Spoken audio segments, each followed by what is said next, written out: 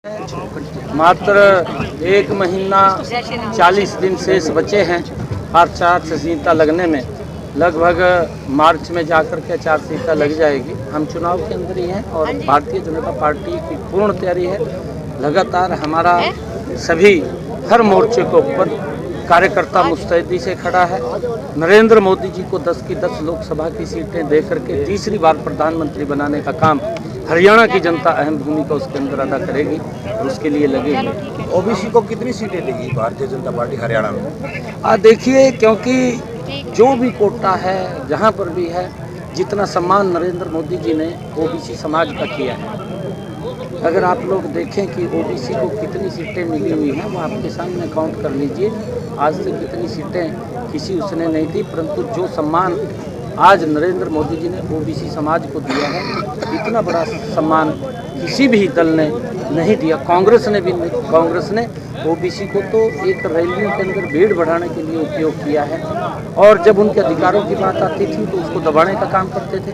नरेंद्र मोदी जी ने आकर के, क्योंकि लोकसभा के अंदर अगर हम देखें, राजीव गांधी की जब ये मंडल कमीशन की रिपोर्ट आई और इसके ऊपर बहस चल रही थी, मेरे ख्याल से अगर आप जागरूक पत्रकार हैं, आप उसको निकलवा सकते हैं, लोकसभा से निकलवा करके उसको देश को दिखा सकते हैं कि राजीव गांधी ने क्या क्या बोला था।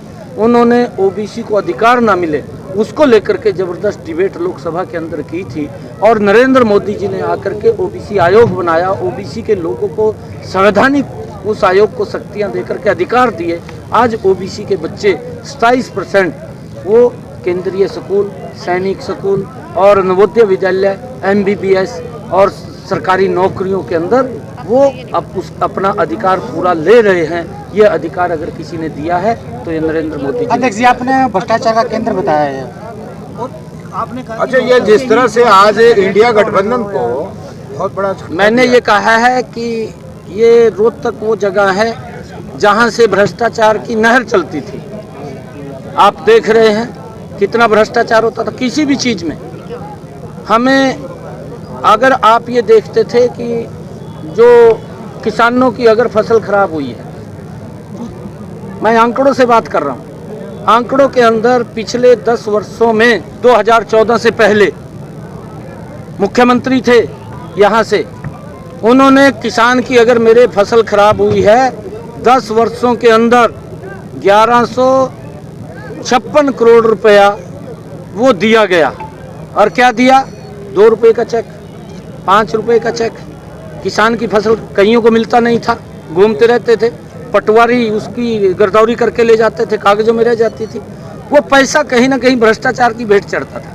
परंतु आज अगर हम देखते हैं, ये भी 10 वर्ष अगर इसका आंकलन करें, मनोहर लाल जी के 10 वर्ष हुए हैं। मेरे किसान की अगर फसल का खराबा हुआ है तो आज इन 10 वर्षों के अंदर 11,000 करोड़ रुपया प्रधानमंत्री फसल बीमा योजना के माध्यम से आदरणीय मुख्यमंत्री मनोहर लाल जी ने डायरेक्ट किसान के खाते के अंदर पहुंचाने का काम किया। ये कहीं ना कहीं भ्रष्टाचार होता था। नौकरी के अंदर बोली लगती थी, राज दरबारी को लोग देखते थे, पूरा गांव जाता था एक बच्चे को नौकरी लगवाने के लिए, पूरा गांव निकलता था, फिर रेट निकलते थे। अगर गरीब व्यक्ति कोई पैसा नहीं देता था तो नौकरी नहीं लगता था, नौकरी से रह जाता था। ये लोग बोलते हैं, हम नहीं बोल रहे हैं, ये हरियाणा प्रदेश की जनता बोलती है कि इस प्रकार का शासन तंत्र था। परंतु ये पहली बार हमने मनोहर लाल जी के कार्यकाल के अंदर देखा है कि बिना पर्ची बिना खर्ची के आज हरियाणा सरकार का ICS अधिकारी लग जाता है। आज बिना पर्ची बिना खर्ची के हरियाणा सरकार का BDO लग जाता है।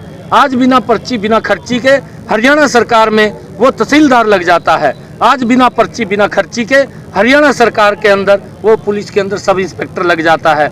आज बिना पर्ची बिना खर्ची के हरियाणा सरकार के अंदर प्रोफेसर लग लेकिन जाता है। आपकी सरकार में कह रहे हैं कि एक पेपर लीक हो रहे हैं, घोटाले हो रहे हैं, भ्रष्टाचार के अधिकारी गिरफ्तार हो रहे हैं। जो भ्रष्टाचार करते थे उनको भ्रष्टाचार ही दिखाई देगा, क्योंकि जिस प्रकार की उनकी सोच है, जिस प्रकार की मंशा है, अगर आप लोग देखेंगे जहां पर भी कांग्रेस की सरकार आई है भ्रष्टाचार ने गति तेज की है और जहां पर भारतीय जनता पार्टी नरेंद्र मोदी और मनोहर लाल जी की सरकार बनी है वहां पर विकास ने गति तेज की है। ये अंतर भारतीय जनता पार्टी में कितने दरवाजे हैं अंदर जाने के लिए?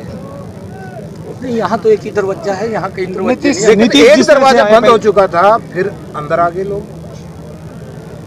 नहीं, देखिए, क्योंकि अब मैं उसके ऊपर कुछ बोल नहीं सकता, और जो व्यक्ति, क्योंकि वहाँ का मुख्यमंत्री है और उसने भी रिकॉर्ड बनाया है, दल बदलने का, उसने भी रिकॉर्ड बनाया है शपथ लेने का।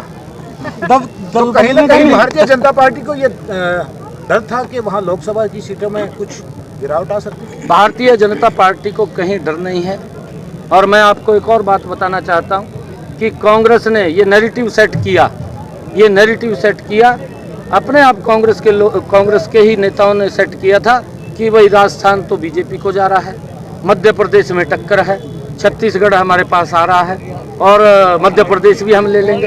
परंतु उस नैरेटिव को भी जनता ने वो अस्वीकार कर दिया और तीनों स्टेट्स के अंदर भारी मैंडेट से कमल का फूल खिला, लोग नरेंद्र मोदी जी के साथ खड़े। लेकिन कांग्रेस सर को घर से घर छोड़ रही है। इंडिया गठबंधन को जो झटका लगा, देखिए भाई इंडिया गठबंधन को जो झटका लगा है, क्या यह पूर्व नियोजित कार्यक्रम था या भारतीय जनता पार्टी की एक रणनीति के तहत? नहीं, देखिए ये बेमेल इनका इंडिया गठबंधन का वो गठबंधन है, कोई इंडी जो गठबंधन है वो बेमेल है। उसके अंदर जो लोग हैं वो सभी देश के लोग उनको जानते हैं, उनके चरित्र को भी जानते हैं, उनके करैक्टर को भी जानते हैं। और जो इंडिया गठबंधन इसके अंदर आए हैं वो अपने बचाव के लिए आए हैं। आम आदमी पार्टी आज केजरीवाल को जींद में रैली कर रहे हैं, एसवाइएल का बड़ा मुद्दा है। देखिए केजरीवाल साहब रोहतक के अंदर भी आया था और रोहतक के अंदर किसानों ने उसका घेराव किया था, मेरे ख्याल से, मेरे ध्यान में है। वो अखबारों के अंदर ये खबर छपी थी, मैं अखबारों से पढ़ा था कि किसानों ने केजरीवाल का ये घेराव किया था और मांग की थी कि आप पंजाब के मुख्यमंत्री को साथ लेकर के आ रहे हैं, आप यहाँ पर एसवाईएल का पानी लेकर के आए। परंतु वो दोहरी राजनीति करते हैं, उनका चरित्र, उनका चेहरा वो प्रदेश के सामने है, वो भ्रष्टाचार के अंदर डूबे हुए लोग हैं। उठा की बात कर रहे हैं आप, गांव की बात कर रहे हो, गांव चलो। हाँ, हमारा अभियान है गांव गांव चलो। पिछले अभियान है 10 वर्षों के अंदर नरेंद्र मोदी की सरकार में और मनोहर लाल जी की सरकार में जो काम हुए हैं वो ज़बरदस्त काम हुए हैं। घर घर में जाकर के हम उनकी चर्चा विचार करेंगे, समाज के लोगों से मिलेंगे, प्रबुद्धजनों से मिलेंगे और मिलकर के गांव गांव घर घर जा कर के उसके ऊपर बातचीत। एक आखिरी सवाल, रामलीला के ऊपर जो अयोध्या में हुए हैं और उसको लेकर क्या कहेंगे? क्या बीजेपी बुलाने की कोशिश करेगी? ये देश राजनीति बीजेपी कर रही है रामलला को लेकर। राजनीति बीजेपी नहीं कर रही है रामलला को लेकर के, राजनीति कांग्रेस ने की है। उसके उदाहरण हैं।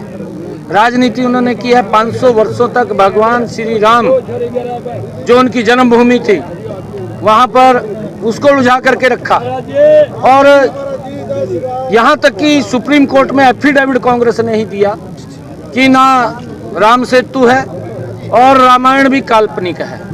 ये एफिडेविट भी कांग्रेस के लोग ही देने वाले थे, राजनीति उन्होंने की है। उन्होंने ही चीफ जस्टिस ऑफ इंडिया के सामने पेश हुए, वो कांग्रेस के लोग थे कि भाई अगर ये फैसला सुनाई दिया तो यहाँ खून की नदियाँ बह जाएंगी, वो भी कांग्रेस के लोग थे।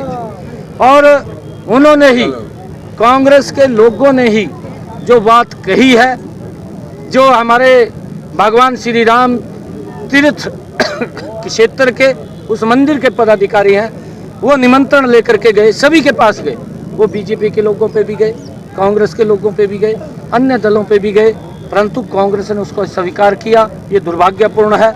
जो भगवान राम का नहीं है वो किसी काम का नहीं है। और एक और बता रहा हूँ कि अभी तो उनको घमंडिया गठबंधन ने मिलकर के विपक्ष का नेता बना दिया है। 2024 के अंदर वो भी साफ हो जाएगा। राम बहुत मेहरबान है, वो सब पर है।